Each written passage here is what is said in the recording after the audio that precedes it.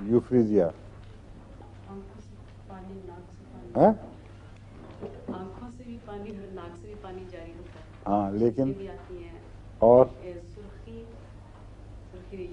आँखों को सबसे ज़्यादा ये जो है यूफ्रेजिया आँखों में सबसे ज़्यादा तेज़ाबी मादा की वजह से सुर्खी पैदा करती है।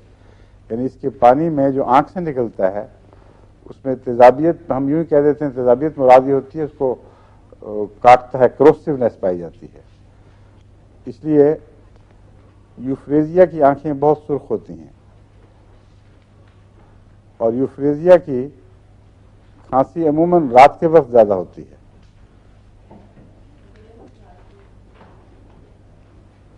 दिन को कम होती है।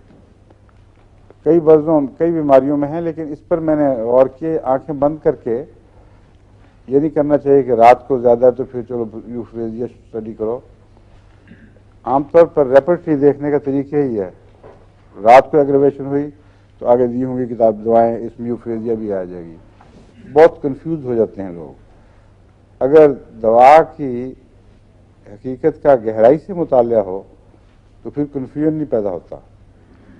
यूफ्रेजिया में आपने देखा है आंखों से पानी बहता है और सुर्खी पैदा करता है।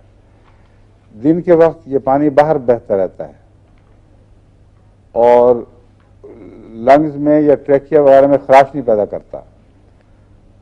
रात को लेटने के बाद आंखें बंद होती हैं और आंखों से नज़ला बहना बंद हो जाता है, वो अंदर गिरता है।